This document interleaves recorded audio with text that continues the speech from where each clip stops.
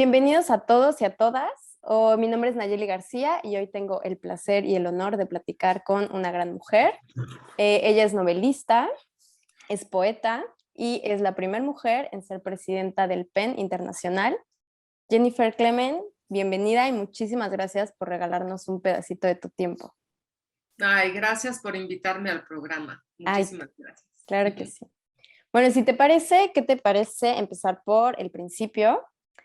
Eh, Creo que a veces parece un poco obvio porque alguien tiene motivaciones sociales, pero me gustaría saber en tu caso en particular, ¿de dónde crees que se originó y cómo se fue desarrollando e integrando a tu propia manera este deseo y esta fijación por los derechos humanos?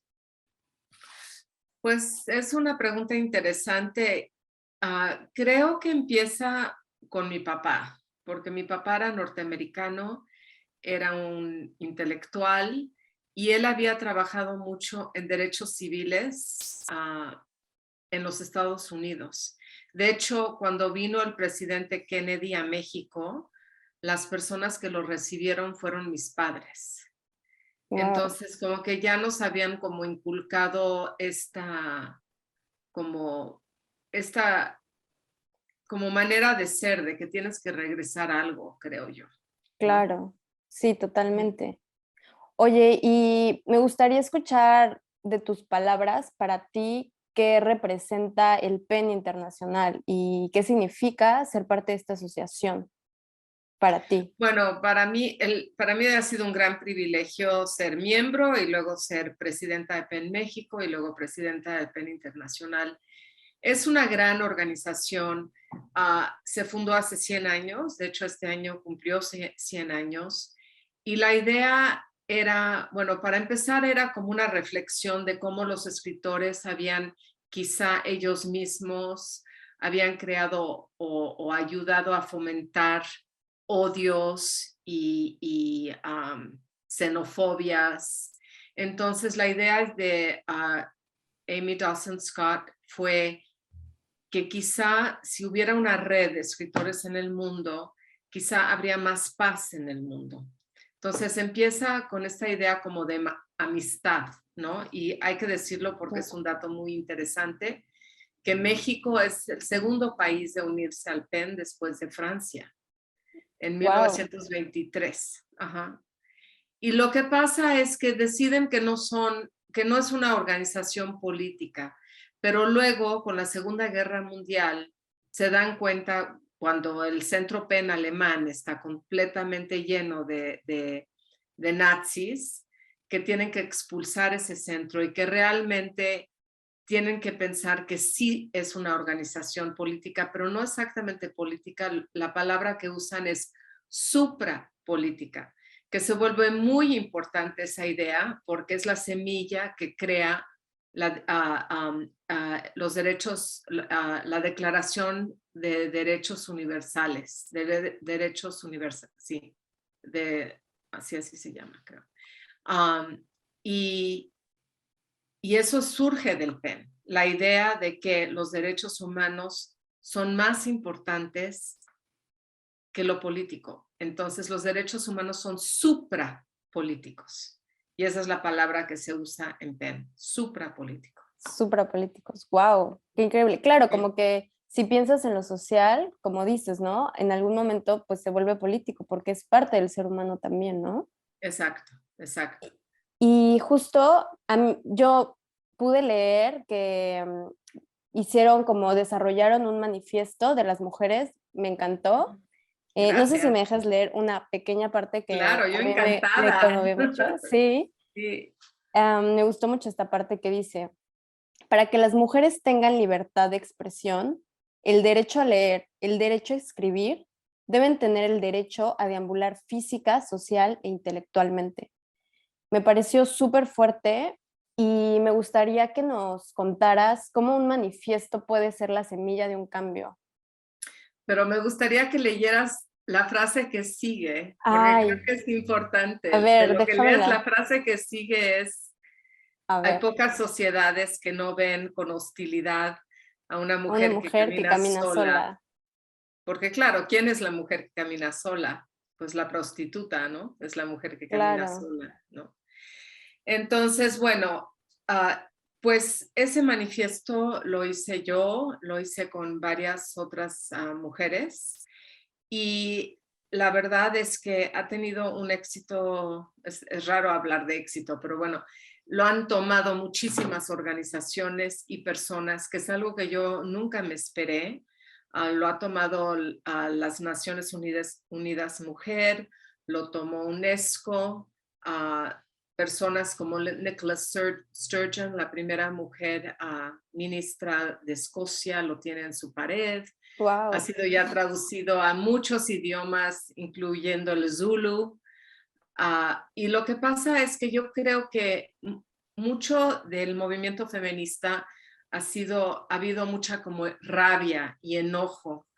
Y lo que tiene de diferente este manifiesto es que es más bien un documento desde el dolor y desde la pérdida. Digo, ¿cuánto conocimiento hemos perdido? Ujú. Entonces, digo, es una cosa como casi no podemos imaginarnos todo lo que se ha perdido, ¿no? Claro, como el rastro, nuestras huellas, ¿no?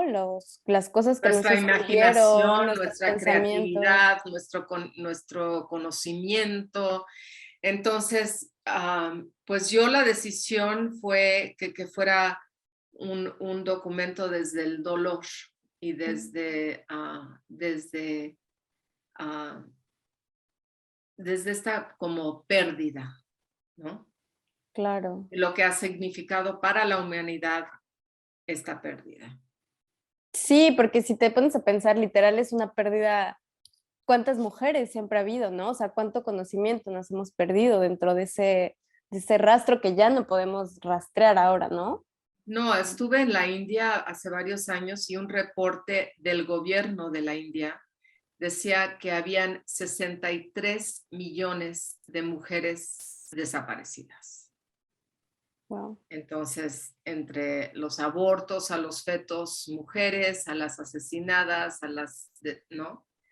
Que era una especie de genocidio y que había en la India hoy por hoy, el mismo reporte, 21 millones de mujeres que viven en hogares en donde no son deseadas.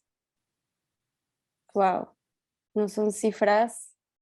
Sí, terribles, ¿no? Wow. Y que a veces uno se pregunta cómo hay gente que todavía pregunta por qué es necesario, ¿no? El- Increíble. Y además los pequeños logros son sucedieron hace un segundo. Digo, Ujú. la mujer en México puede votar desde 1954. Es que no es nada, ¿no? Claro. Son, son cosas muy recientes, ¿no? Sí, totalmente. Ay, Ujú. no, qué fuerte. Ay, me encantaría hablar de este tema, pero quiero Pero también, nos movemos al ya cine. sé, sí, porque tengo que tocar otros temas también. Sí, claro. Y bueno, como les mencioné a todos los que están escuchándonos, ella es novelista, es poetisa, me encanta, me encanta. En el 2014 publicó una novela que se llama en inglés Prayers for the Stolen, en su versión en español Lady B, y fue la inspiración para nuestra queridísima Tatiana Hueso para hacer la película que seguramente muchos han escuchado, Noche de Fuego, que fue aclamada en Cannes por 10 minutos. Entonces vamos a hablar un poquito de esta novela y de todo lo que ha inspirado. Y me gustaría muchísimo saber cuándo la viste por primera vez y qué sentiste, qué pensaste, qué pasó por tu cabeza así cuando la última imagen se fue de la pantalla y se hizo el silencio, el negro de los créditos. ¿Qué fue lo primero que sentiste, que pensaste? ¿Qué pasó por tu cabeza?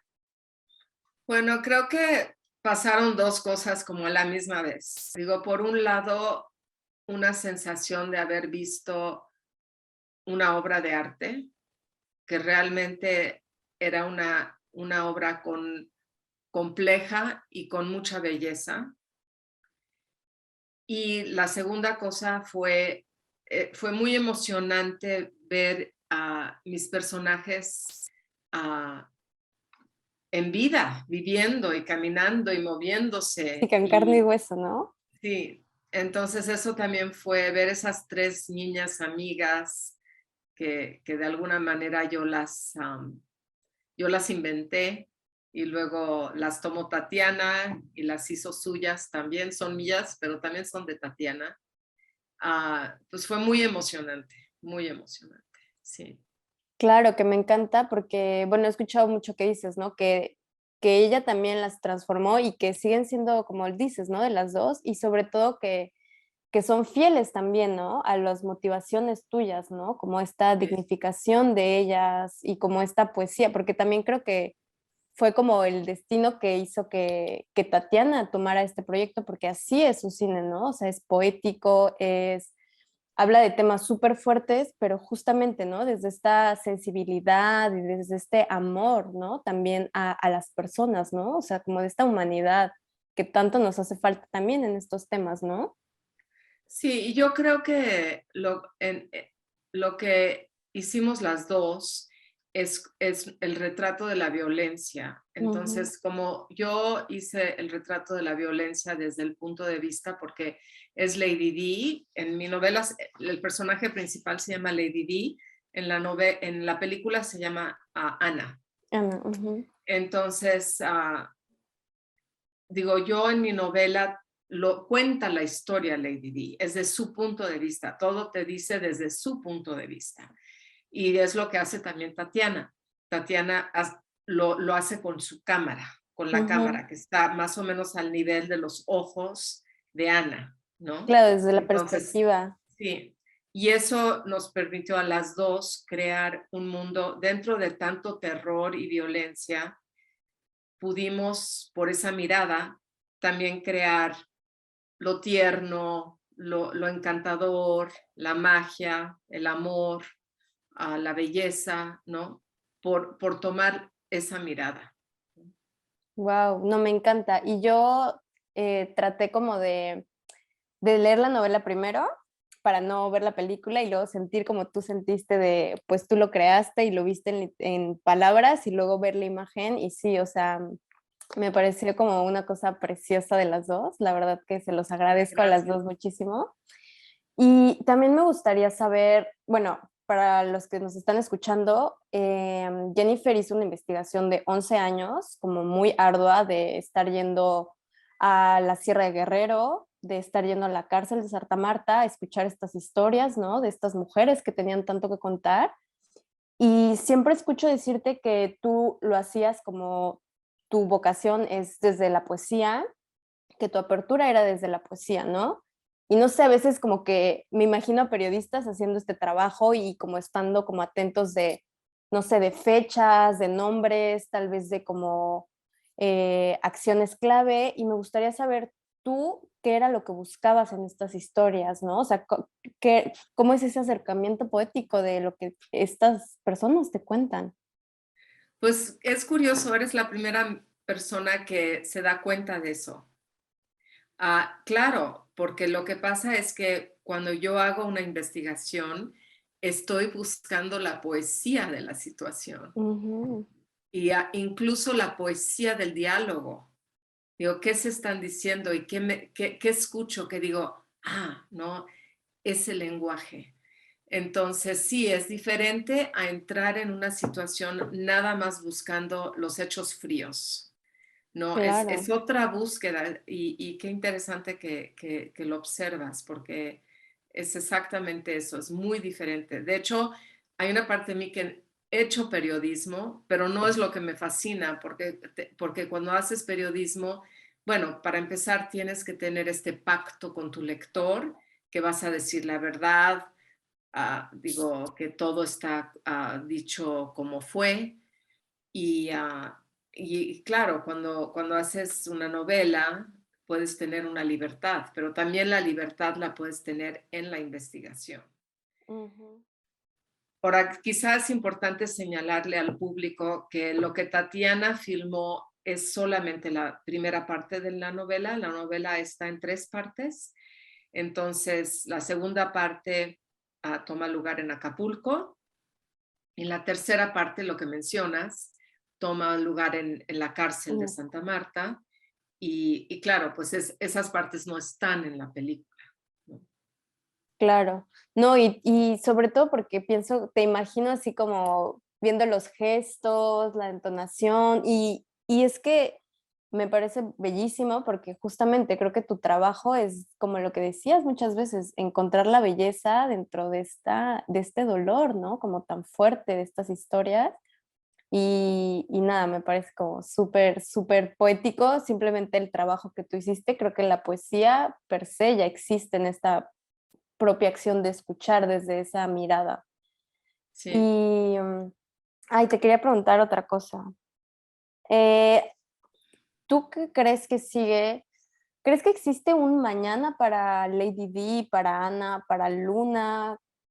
¿Existe un mañana en un país como el nuestro? ¿Hay una esperanza o cómo tú podrías ver esta esperanza? Que me imagino que por eso te levantas todos los días. Pues mira, yo creo que no es solamente México, yo creo que es el mundo entero. Y veo, realmente estoy viendo poca esperanza. Lo que veo es que la mujer tiene muy poco valor. Y bueno, una niña vulnerable, pobre, pues no tiene ningún valor, ningún valor. Entonces, yo no sé cómo todas las sociedades del mundo pueden, cómo puede cambiar la sociedad para que una mujer tenga valor. Por ejemplo, una de las cosas que realmente pegó mucho en estas comunidades de Guerrero, ¿no? Que, por ejemplo, el robo de un auto era mucho más importante en la comunidad y con la policía que una niña, ¿no? Digo, ¿cómo puede ser que un coche tenga más valor que una niña, ¿no? Y una cosa que fue fascinante para mí con lo de la cárcel fue que de estas son las cosas, por esto la investigación es tan fascinante, porque siempre te estás topando con cosas que no te imaginabas, ¿no? Entonces, la cárcel de mujeres de Santa Marta está junto a la cárcel de los hombres. Incluso se pueden ver. Hay lugares donde como que se Ah, abren como una especie de como ventanas de cemento sin vidrio, donde se pueden ver. Y los días de los domingos, cuando podían ir los familiares, de las visitas, habían ¿verdad? colas larguísimas para visitar a los hombres presos, pero larguísimas, digo, colas y colas, cuadras y cuadras. Y para visitar a las mujeres, digo, era una cola así de tres mamás con unos toppers, digo, una cosa que yo decía, bueno, es que nadie las viene a ver. Y fue tan doloroso porque veías cómo se arreglaban y se pintaban y que las uñas y no llegaba nadie a verlas. Y lo que yo aprendí gracias a esta novela es que así es en todo el mundo. En todo el mundo nadie visita a las presas. Entonces, en países como Dinamarca o Suecia o Finlandia, donde uno esperaría que esas sociedades, la mujer, en esas sociedades la mujer tiene más valor, Ujú. no es cierto. No es cierto, porque ahí es claro que también en esos países los números para visitar a los hombres encarcelados son muy altos en comparación con los números de las cárceles de mujeres. De hecho, sería un estudio fascinante. Y tú así de próxima novela, sí. No, no, yo creo que no, le va a tocar a otra A persona, otra persona, pero claro. sí sería un estudio interesantísimo. ¿Y tú Porque es por ahí qué? donde ves que no tienen valor, no tienen valor. Claro. O sea, ¿crees que incluso para las propias familias, o sea, para la gente, la sociedad es como que incluso aunque ambos estén en la misma situación, digamos, de falta de libertad y como de haber, no sé, hecho algo que para la sociedad representara una amenaza, Uh -huh. como que aún haciendo eso es aún menos el valor de la mujer, que por eso es que Sí, no existe esta acción de ir a visitarlas. exacto. Wow, Uh -huh. qué fuerte. No, de Es verdad, que qué es así fuerte. en todas partes. Ujú. Ah, las sociedades favorecen a los A los hombres hombres sí, y claro, valoran incluso más a en, los hombres. wow, De hecho, muchísimas mujeres que tienen hermanos, en familias de hermanos y hermanas, muchas cuentan cómo el hermano siempre es favorecido. claro, Incluso puede ser inconsciente, ¿no? O sí, muchas veces es totalmente. inconsciente. Claro, y que más ahora, ¿no? Que todo es como más sutil, ¿no? Sí, sí. Ay, Jennifer, ¿cómo crees que las personas, las mujeres, todos, porque imagínate, tú podríamos decir que tú desde la poesía estás haciendo un cambio, estás haciendo una lucha, ¿cómo crees que todos podemos hacer desde nuestra propia forma un poco de suma para todas estas causas que son tan necesarias? Pues es difícil, digo, no creo que haya una receta, ¿no? Yo Ujú. creo que todos dentro de nuestros mundos nos toca mejorar esta situación. Si eres una madre, criar a tus hijos de otra manera, ¿no? En mi caso, digo, yo escribo sobre lo que me duele, no me siento no me siento a escribir una novela social, pues. Yo me siento a escribir algo que me conmueve, ¿no? Ah, pero yo creo que sí, a todos nos toca poner el grano de arena para mejorar la situación. Claro. Oye, ya última pregunta. ¿Tú para quién escribes? ¿Escribes para ti? ¿Escribes para ser leída? ¿Escribes para qué? Yo escribo para mí, ¿Escribes para ti? definitivamente. Ok, Sí, sí, escribo, hay una parte donde escribo lo que quiero leer. ok. Ay, qué bonito. Sí, como estos creadores que dicen, hago lo que me gustaría ver, ¿no? Que te inspiras Exacto, desde lo que no has sí, visto y que te encantaría poder tocar, ¿no? sí, Ok. exactamente. Ay, ay, muchas gracias, Jennifer. Me encantó platicar contigo, aunque sea un ratito. No sé si quieras contar, decir algo o contar de tus futuros proyectos o simplemente decir Pues algo. lo único es invitar a todo el mundo a ver la película, digo, y bueno, también leer la novela. Lo que pasa es que muy poca gente lee libros, entonces, como yo siempre digo, yo creo que en México quizá 500 personas leyeron mi libro y Claro, ya en Netflix creo que ya llevan 7 millones de personas que vieron la película. totalmente. Entonces, No, pero también pues tu ahí se ve la libro. diferencia. ¿Perdón?